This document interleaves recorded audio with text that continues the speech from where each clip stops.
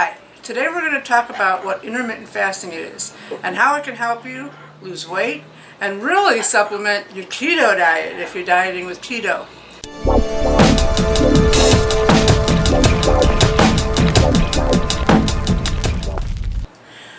Intermittent fasting is better described as time-restricted eating.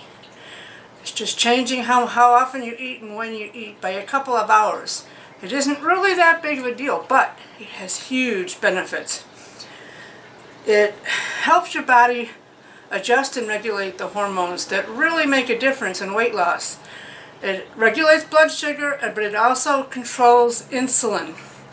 Everyone's familiar with how blood sugar affects your weight loss and a lot of other really serious health problems. But the role of insulin is only really becoming widely known recently in the last 10 years or so as it pertains to weight loss. Insulin blocks your ability to retrieve fat from your fat cells. So it's a real struggle to lose weight if you don't control the insulin output. Intermittent fasting does a great job in lowering insulin. Now the keto diet addresses both of those issues as well, but at a lower rate because you're eating every so often, or in some people's cases they don't even, they do the typical 3 meals a day, snacking every couple hours as well. And while you're okay with that with the keto diet to a point, it's not good because you're never giving your body a chance to shut down its insulin level production, so you're never really getting at the fat cells deep inside. You're never correcting internal issues like fatty liver disease or your pancreas from producing too much insulin. So the two together, keto and intermittent fasting, are amazingly compatible. They go together. That's why I call this channel Blazing Keto Health. Keto is the cornerstone, the engine, if you will, and intermittent fasting is the fuel. It just pushes it to greater heights, makes it work even more efficiently and better and faster. However, if you're not interested in doing the keto diet and you just want to learn how intermittent fasting can help, it can help a great deal with almost any nutrition plan. Just remember that keto and intermittent fasting really are two peas in a pod. They're made to work together. Intermittent fasting is typically broken down into two windows. One is the eating window and one is the fasting window. Now, those time periods during the day where you're going to eat are your eating windows, and the fasting window simply means you don't eat during the times you're supposed to fast. Now, do not eat means exactly that. No snacks, no little bits and pieces, nothing. If you have to answer or look up the question to, does this break my fast? It probably does. There are some opinions out there that say certain things won't break your fast, a little bit of this or a little bit of that. And typically that's known as dirty fasting, and it can work to a point, but it really doesn't address your insulin levels or your blood sugar levels completely. It still has an impact, not as much. It can work for dieting, for losing weight. However, the trick here is if you follow some of the regimens that allow, say, up to 500 calories during your fast, all you're doing is restricted calories, which is the reason why calories in, calories out doesn't usually work, at least long term, because your metabolism goes down because of that. You want to really do, and prolonged fasting can be harder, more than 24 hours, into 48, 72, and some people do 5 days, 10 days, 30 days, and longer.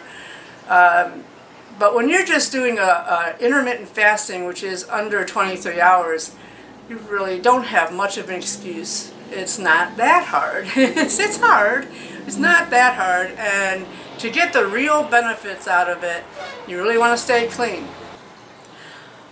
What it boils down to is clean fasting really works. Okay, dirty fasting, you're adding some cream to your coffee, eating less than 50 calories and so forth. And it's a slippery slope. It really is. 50 calories wasn't bad.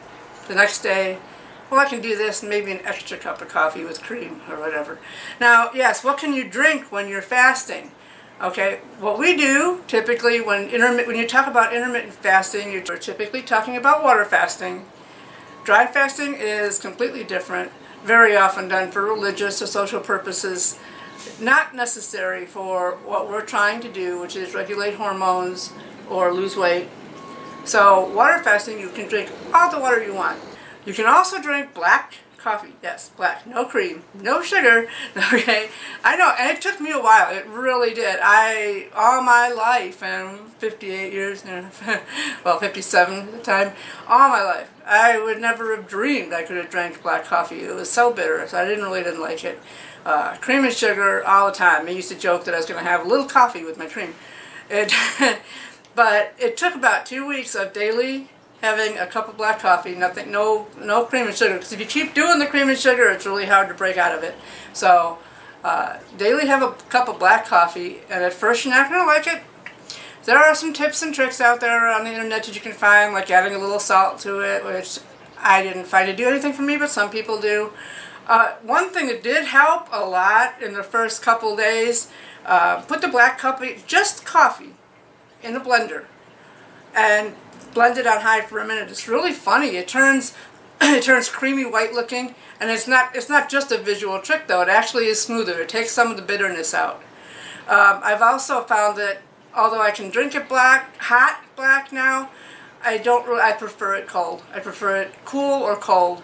I can drink it hot. I just prefer it to be cold. It's just a personal preference, but play around with it.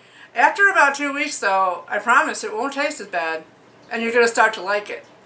At the 2-week mark is probably still a start to like, but you will start to like it. And now, I never drink cream or any kind of even artificial or sugar-free sweeteners, anything, nothing in it, just black, and I like it fine. Same thing with tea. I was never a tea drinker. I didn't like cream and tea to begin with, but I did use sweeteners. I don't anymore. It took a while to get used to. And I like it now. It's fine. It's great. So just give yourself a chance to like it.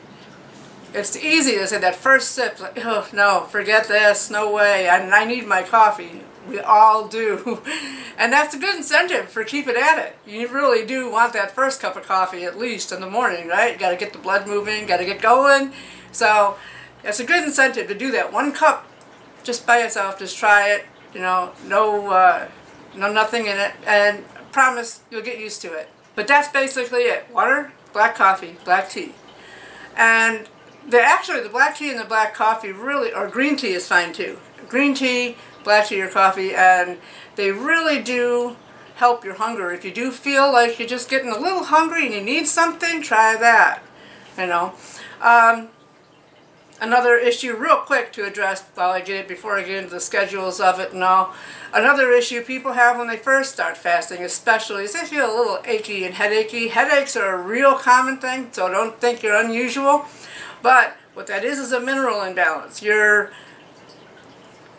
peeing out minerals fast, okay? And you need to replace them. Because you're not eating, you need to replace them with something. So salt is number 1. You get a headache, try to get some pink Himalayan salt or some good sea salt. Take a pinch of salt and put it on your tongue and suck on it, and the headache will really just disappear most of the time. But magnesium and potassium are the 2 other ones that are depleted really fast, especially when you're not replacing them with food or anything. The first type of intermittent fasting is what I call the entry level or the beginner, and people use this regularly and consistently even after they've done it for a long time. But I call it the beginner stage because it's the easiest one to understand for people. You simply basically skip breakfast. You eat your dinner the night before at 7 o'clock or 8 o'clock, and then you don't eat. No snacking. You don't eat for the rest of the night, you go to bed, and you get up in the morning and you don't eat breakfast and you eat at lunch. And that's called the 16-8.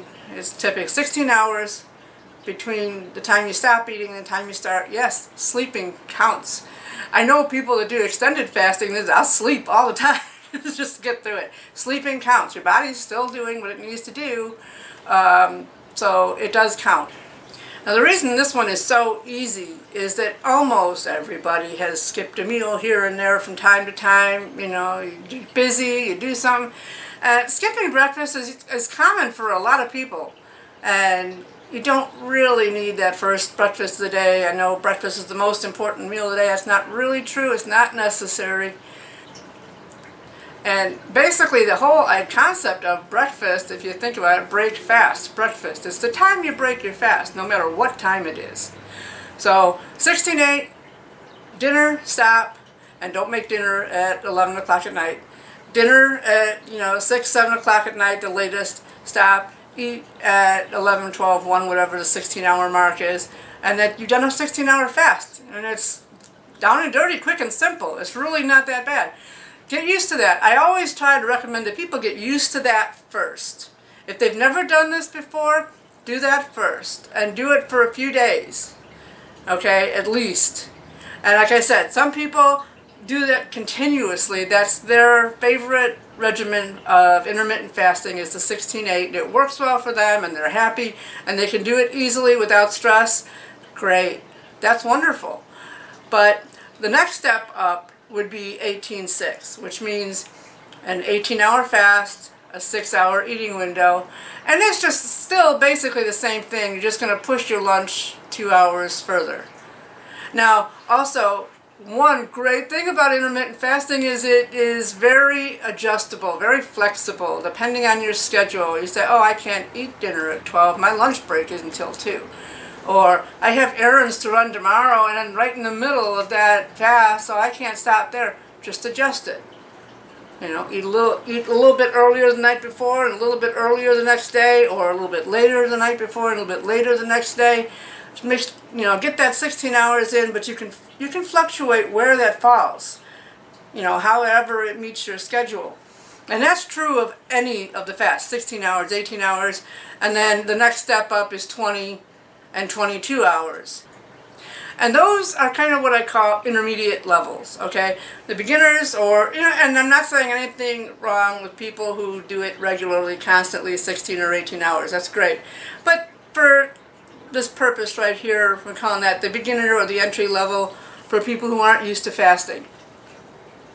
Then you get the intermediate levels if you want to move up, and that's 20 and 22 hours with a 6 to 4 hour window. And all the same rules apply. Alright? And then you've got a more advanced level, and I love what's called OMAD, which is 23-1. I eat once a day for 1 hour. But now I will fluctuate it. Sometimes it's not 23 hours for the same reason I already mentioned. Tomorrow, just say, for instance, I have a meeting at 10 o'clock in the morning. My normal eating window is 1 o'clock to 2 o'clock. But I'm going to be busy. I'm going to have a meeting. I want to be busy. I don't know how long the meeting's going to go, so I don't want to plan it for later in the day.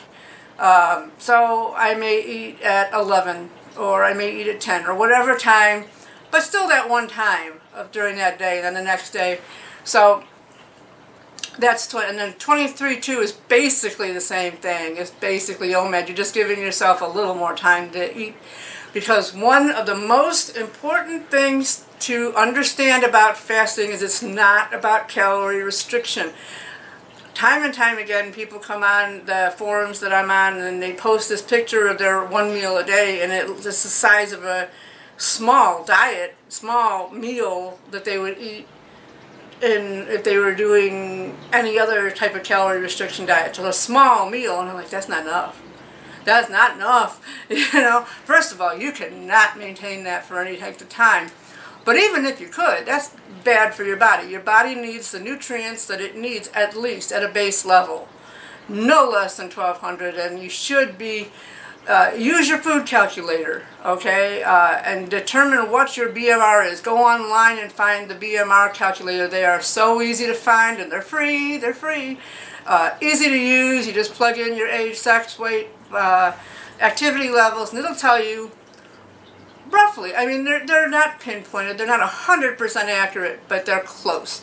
You know what your close BMR is, what your body uses daily, okay? And say mine is 1,800, Yeah, I don't want to eat 1800 because I still have some weight to lose, so I want to eat around, say, 1600. But you don't need to go really drastically low. You need to eat enough during that 1 hour. Fasting and keto, but fasting in general, even if you don't do keto, is doing the work for you. It's shutting down the insulin, lowering the insulin, so your body can use the fat storage. It's lowering your blood sugar. It is, giving yourself, you're digested and it's empty and you're in ketosis. Now here's why keto and fasting go so well together.